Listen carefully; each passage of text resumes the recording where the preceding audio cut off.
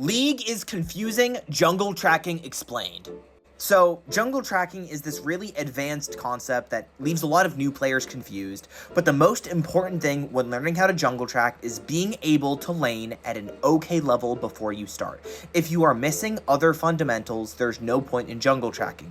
If you're confused on when to reset, if you're confused on when to trade, in my opinion, jungle tracking won't be helpful because you'll be thinking about other stuff.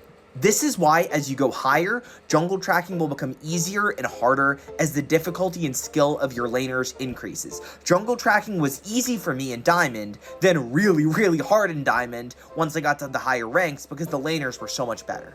So my first tip is basically work on fundamentals.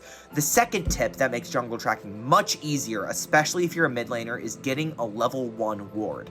Now, if you get prio, like you know you will have push and you can ward level 2, like after the second wave, I wouldn't worry about it.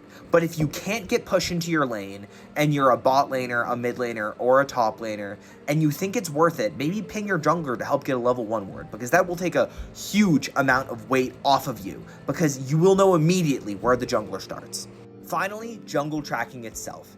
This relies somewhat on junglers both full clearing, which happens, I'd say, about 70% of games. The games they aren't full clearing, it is admittedly a lot harder, but it goes somewhat like this. You ward raptors. If you see them on raptors and they have like 8 CS, you know for a fact that they are clearing towards, the opposite side of the map, so either top side or bot side, depending on if you're red or blue side, right? And you know to hug a certain side of the map.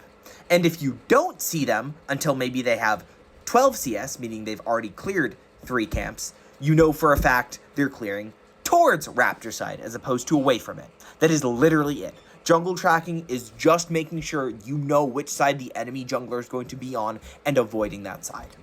Now, it's obviously not that easy. There's a billion factors that goes into it. It depends on clear. It depends on everything else. But all you have to worry about is, where is my jungler?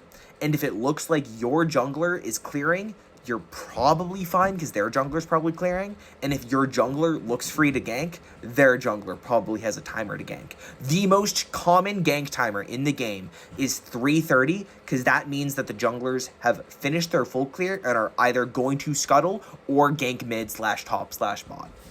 Any questions? Let me know. This is a really complex topic, so these are just some of the very basic tips to make your life a little bit easier.